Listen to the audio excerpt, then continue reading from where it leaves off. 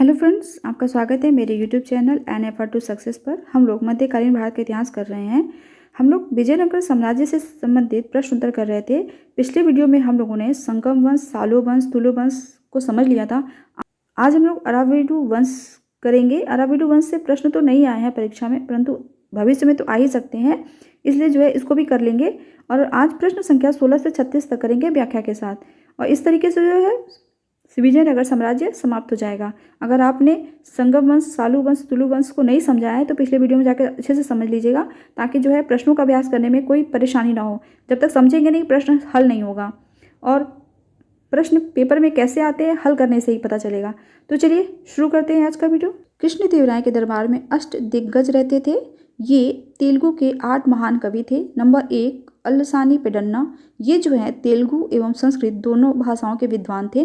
Number 2 Tenaliram, number 3 Nandi Timmana, number 4 Bhattumurthy, number 5 Dhurjati, number 6 Achal Raju Ramachandra, number 7 Madayagari Mallana, number 8 Pingali Surana. Krishnadevaraya के बारे में पिछली वीडियो में हम लोगों ने बहुत ही डिटेल से समझा था। अगर आपने नहीं देखा है प्ले लिस्ट में जाकर आप उसको देख लीजिए, आपको पूरी तरीके से समझ में आ जाएगा। आज जो है उससे संबंधित हम लोग प्रश्नों का अभ्यास करेंगे, ताकि जो कुछ भी हम लोगों ने समझा है वो याद भी हो जाए। प्रश्न नंबर 16, अब्दुल रज्जाक विजयनगर आया था। तो इसका सही उत्तर होगा ऑप्शन नंबर बी, देवराय द्वितीय के राज्यकाल में। अब्दुल रज्जाक विजयनगर देवराय द्वितीय के राज्यकाल में आया था। पिछली वीडियो में हमने इसको कहानी की तरह समझाया था। अगर आपने नहीं देखा है तो जाकर देख लीजिए। जिसे व्याख्या देखते हैं, फारसी राजदूत अब्दुल रज्जाक संगम वंश के शासक देवराय द्वितीय कार्यकाल 1422 से 1446 ईस्वी के शासनकाल में विजयनगर आया था। प्रश्न नंबर 17, फारसी यात्री अब्दुल रज्जाक भारत में किस राजा के शासनकाल में आया था? तो इसका सही उत्तर होगा ऑप्शन नंबर सी, देवराय द्वितीय। प्रश्न नंबर 18, निकोलो कोंटी कौन था? इसका सही उत्तर होगा ऑप्शन नंबर बी, इटली का एक यात्री जिसने विजयनगर साम्राज्य की यात्रा की। जिसकी व्याख्या देखते हैं, निकोलो कोंटी इटली का एक यात्री था जिसने देवराय प्रथम के शासनकाल में विजयनगर साम्राज्य की यात्रा की थी। निकोलो कोंटी ने नगरों एवं मनाए जाने वाले प्रमुख त्योहारों दीपावली, नवरात्र आदि का वर्णन किया है। इसने दास प्रथा का विस्तृत विवरण दिया है। निकोलो कोंटी ने लिखा है, विजयनगर साम्राज्य में विशाल संख्या में दास हैं। जो कर्जदार अपना ऋण अदा नहीं कर पाते हैं उन्हें ऋणदाता द्वारा अपना दास बना लिया जाता है। प्रश्न नंबर 19, पुर्तगाली लेखक नूनीज के अनुसार विजयनगर साम्राज्य में महिलाएं निम्नलिखित में से किन क्षेत्रों में निपुण थीं? तो विजयनगर साम्राज्य में जो महिलाएं थीं वो कुश्ती में भी निपुण थीं, ज्योतिष शास्त्र में भी निपुण थीं, लेखाकरण में भी निपुण थीं और भविष्यवाणी करने में भी निपुण थीं। तो इसका सही उत्तर हो जाएगा ऑप्शन नंबर डी, 1, 2, 3, 4 सभी सही हैं। जिसकी व्याख्या देखते हैं, पुर्तगाली लेखक फर्नाओ नूनीज विजयनगर के शासक अच्युत राय के शासनकाल के दौरान भारत की यात्रा की थी। वह कुछ समय तक अच्युत राय के दरबार में भी रहा। नूनीज घोड़े का व्यापारी था। नूनीज के अनुसार विजयनगर साम्राज्य में महिलाएं कुश्ती, ज्योतिष शास्त्र, लेखाकरण, भविष्यवक्ता तथा संगीत एवं नृत्य में निपुण होती थी। राजप्रसाद में रहने वाली इन स्त्रियों में से सैकड़ों को राजा लोग अपने साथ युद्ध क्षेत्र में ले जाते थे। इस प्रकार विकल्प डी सही उत्तर है। प्रश्न नंबर 20, निम्नलिखित में से कौन महाभारत के तेलुगु अनुवादों के लिए विख्यात है? नीचे दिए गए कूट में से सही उत्तर चुनिए। महाभारत का तेलुगु में अनुवाद नैनन, टिक्कन और यर्रन ने किया था। नैनन, टिक्कन और यर्रन को कवित्रय की भी संज्ञा दी जाती है। तो ये सही उत्तर हो जाएगा ऑप्शन नंबर सी, केवल 3 और 4 केवल यही सही है। जिसकी व्याख्या देखते हैं, महाभारत के तेलुगु अनुवाद का कार्य 11वीं शताब्दी में नैनन ने प्रारंभ किया था, जिसे 13वीं शताब्दी में टिक्कन द्वारा तथा फिर 14वीं शताब्दी में यर्रन द्वारा पूरा किया गया। ये तीनों तेलुगु साहित्य के कवित्रय के रूप में विख्यात हैं। प्रश्न नंबर 21, वैदिक ग्रंथों के भाष्यकार सायण को आश्रय प्राप्त था। इसका सही उत्तर होगा ऑप्शन नंबर सी, विजयनगर राजाओं का। वैदिक ग्रंथों के भाष्यकार सायण को विजयनगर राजाओं का आश्रय प्राप्त था। जिसकी व्याख्या देखते हैं, वैदिक ग्रंथों के भाष्यकार सायण को विजयनगर राजाओं का आश्रय मिला। संगम के 5 पुत्रों ने, जिनमें हरिहर और बुक्का सर्वाधिक प्रसिद्ध थे, तुंगभद्रा के उत्तरी तट पर स्थित आनेगोंडी दुर्ग के सम्मुख उसके दक्षिण तट पर विजयनगर शहर एवं राज्य की नींव डाली थी। अपने इस साहसिक कार्य में उन्हें तत्कालीन प्रसिद्ध ब्राह्मण, साधु एवं विद्वान माधव विद्यारण्य तथा उनके भाई वेदों के प्रसिद्ध भाष्यकार सायण से प्रेरणा मिली थी। प्रश्न नंबर 22, वैदिक ग्रंथों के प्रसिद्ध भाष्यकार सायण निम्न में से किस एक काल में सक्रिय थे? तो इसका उत्तर ऑप्शन नंबर डी, विजयनगर राज्यकाल। प्रश्न नंबर 23, निम्नलिखित में से किसके राज्यारोहण को अब 500 वर्ष गुजर गए हैं? तो इसका सही उत्तर होगा option number B, Krishnadevaraya. Krishnadevaraya का जो राज्यारोहण का समय है वो है 1509 ईस्वी। तो अब इसके जो है 500 साल गुजर चुके हैं। जिसकी व्याख्या देखते हैं। कृष्णदेवराय का राज्यारोहण 1509 ईस्वी में हुआ था तथा उसने 1529 ईस्वी तक शासन किया। वह विजयनगर साम्राज्य का महानतम राजा एवं भारत के महान शासकों में से एक था। हरिहर प्रथम 1336 से 1356 ईस्वी एवं बुक्का विजयनगर साम्राज्य के संस्थापक थे। पूर्वी चालुक्य वंशीय राजेंद्र द्वितीय कुलोत्तुंग प्रथम के नाम से चोल साम्राज्य का सम्राट बना। कुलोत्तुंग प्रथम 1070 से 1120 ईस्वी चोल शासक राजेंद्र प्रथम का प्रपौत्र था। प्रश्नानुसार वर्ष 2008 में कृष्णदेवराय के राज्यारोहण के 500 वर्ष पूरे हुए थे। यद्यपि हरिहर प्रथम और कुलोत्तुंग प्रथम के राज्यारोहण को भी 500 वर्ष गुजर गए हैं। इस तरह इस प्रश्न में त्रुटि है, अतः निकटतम उत्तर विकल्प बी होगा। प्रश्न 24, 1565 ईस्वी में कौन सा प्रसिद्ध युद्ध हुआ? इसका सही उत्तर होगा ऑप्शन नंबर डी, तालीकोटा का युद्ध। तालीकोटा या राक्षसी तांगड़ी का युद्ध 1565 ईस्वी में हुआ था। इस युद्ध को बन्नी घट्टी का युद्ध भी कहते हैं। इस युद्ध में दो पक्ष थे। विजयनगर से इसका नेतृत्व रामराय कर रहा था। दूसरा पक्ष था विजयनगर, अहमदनगर, गोलकुंडा और बीदर, इनका एक संघ था। इसका नेतृत्व बीजापुर का शासक अली आदिल शाह कर रहा था। इस युद्ध का प्रत्यक्षदर्शी सेवेल था। सेवेल की पुस्तक है अ फॉरगॉटन एम्पायर। प्रारंभ में राम राय ने मुस्लिम सेनाओं को पराजित कर दिया, परंतु संघ की तोपों ने राम राय की सेना में तबाही मचा दी। राम राय अहमदनगर के हुसैन निजाम शाह के हाथों मारा गया। तालीकोटा के युद्ध के बाद विजयनगर का वैभव एवं शक्ति नष्ट हो गई। तिरुमल ने सदाशिव को लेकर पेनकोंडा वेनुकोंडा को राजधानी बनाया। 1576 ईस्वी में तुलुव वंश के अंतिम शासक सदाशिव को अपदस्थ कर आरविडु वंश की स्थापना की। अगर आपने पिछली वाला वीडियो नहीं देखा है तो जाकर देख लीजिएगा, उसमें आपको सब कुछ अच्छे से समझ में आ जाएगा। जिसकी व्याख्या देखते हैं। 1565 ईस्वी में तालीकोटा के प्रसिद्ध युद्ध में बीजापुर, अहमदनगर, गोलकुंडा और बीदर की संयुक्त सेनाओं ने विजयनगर को पराजित किया। इस संयुक्त सेना में केवल बरार शामिल नहीं था। फरिश्ता के अनुसार यह युद्ध तालीकोटा में लड़ा गया, किंतु युद्ध का वास्तविक क्षेत्र राक्षसी एवं तंगड़ी नामक 2 ग्रामों के बीच स्थित था। तालीकोटा के युद्ध के समय विजयनगर का शासक सदाशिव राय 1542 से 1570 ईस्वी तक था, किंतु वास्तविक शक्ति उसके मंत्री राम राय के हाथ में थी। राम राय एक योग्य शासक था। उसने बहमनी राज्यों के मुस्लिम शासकों के मध्य फूट डालने का प्रयास किया, किंतु सफल नहीं हुआ।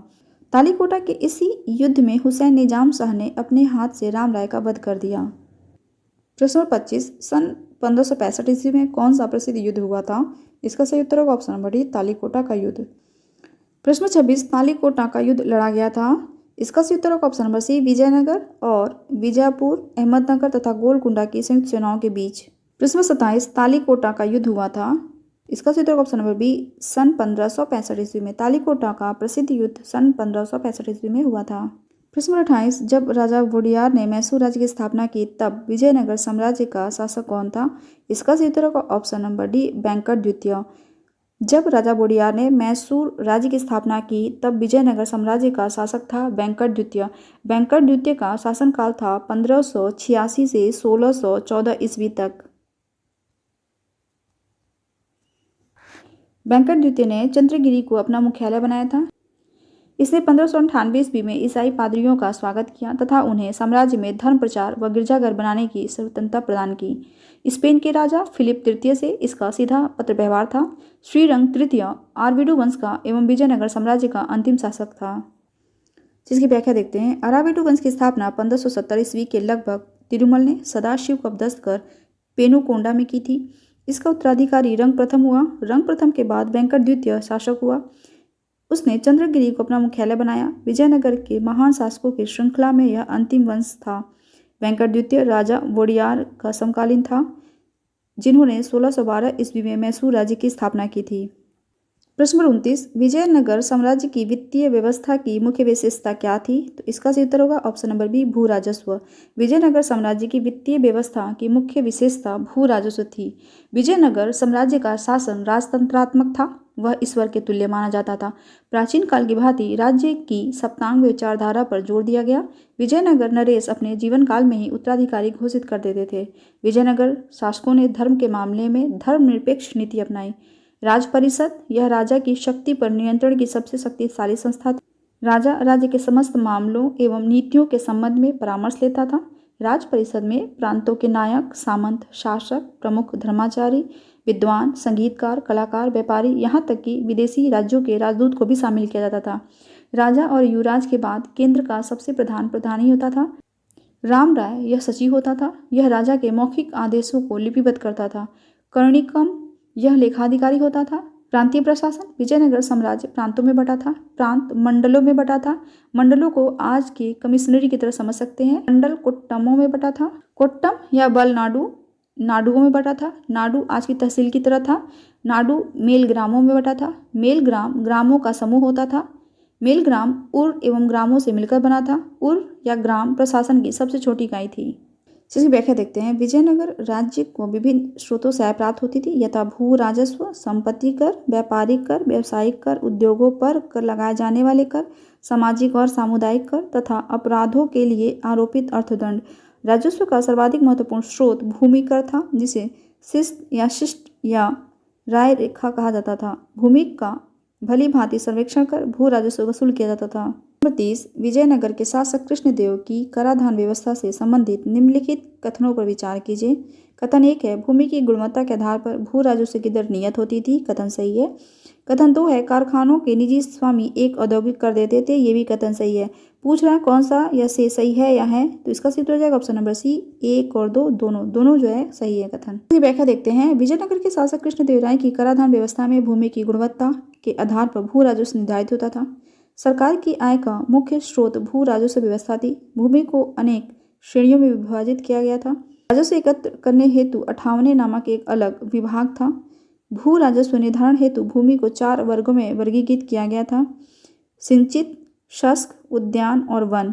सामान्यतः भू राजस्व की दर उपज के 1/3 अंश से 1/6 अंश तक थी। इसका निर्धारण भूमि की श्रेणी और फसल की उत्कृष्टता के आधार पर होता था।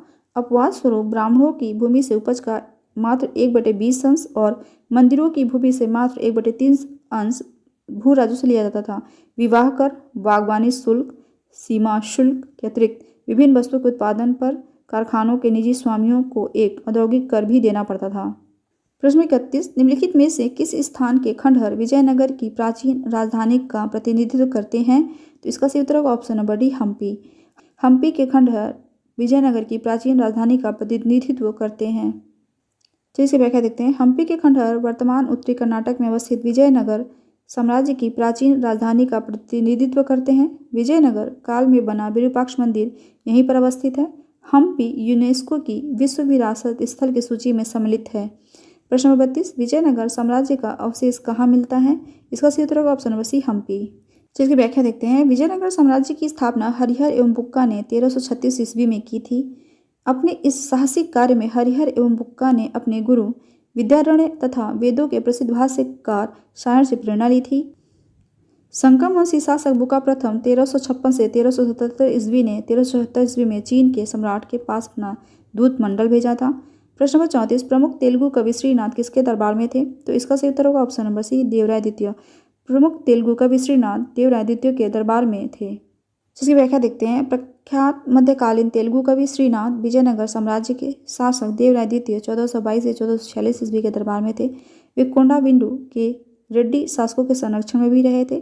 श्रृंगार नैषधम उनकी प्रमुख कृति है। प्रश्न नंबर 35, किसके राज्य में कल्याण मंडप की रचना मंदिर निर्माण का एक विशिष्ट अभिलक्षण था, इसका सही उत्तर होगा option number D, Vijayanagara. Vijayanagara राज्य में कल्याण मंडप की रचना मंदिर निर्माण का एक विशिष्ट अभिलक्षण था। जिसकी व्याख्या देखते हैं। मंदिर निर्माण की शैली में विजयनगर साम्राज्य का प्रमुख योगदान कल्याण मंडप का निर्माण है। धार्मिक उत्सवों के समय देवता देवी की प्रतिमा कल्याण मंडप में स्थापित कर दी जाती थी। इसमें दैवीय विवाहों का आयोजन किया जाता था।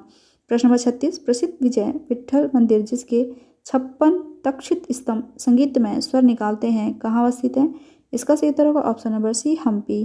प्रसिद्ध विजय विट्ठल मंदिर जिसके 56 तक्षित स्तंभ संगीतमय स्वर निकालते हैं वो हम्पी में स्थित है। जिसकी व्याख्या देखते हैं। विट्ठल मंदिर का निर्माण विजयनगर साम्राज्य के तुलुव वंश के महाप्रतापी राजा कृष्णदेव राय 1509 से 1529 ईस्वी ने करवाया था। इस मंदिर में स्थित 56 तक्षित स्तंभ संगीतमय स्वर निकालते हैं। इस मंदिर का निर्माण विजयनगर साम्राज्य की राजधानी हम्पी में किया गया था। आज के लिए इतना ही रहने देते हैं। इसको जो है पिछले वीडियो में मैंने बहुत डिटेल से समझाया हुआ है। अगर आपने नहीं देखा है तो जाकर देख लीजिए, आपको बिल्कुल अच्छे से कहानी की तरह समझ में आ जाएगा। प्रश्नों का अभ्यास इसलिए कराया है ताकि जो है आपने उसको समझा है वो आपको और अच्छे से याद हो जाए। तो चलिए आज के लिए इतना ही रहने देते हैं। अगर आपको मेरा वीडियो पसंद आया तो मेरे वीडियो को लाइक जरूर कर दीजिएगा। अपने दोस्तों को ज़्यादा शेयर कीजिए। अगर आप मेरे चैनल पर पहली बार आए तो मेरे चैनल को सब्सक्राइब कर लीजिए। Thanks for watching. Good bye.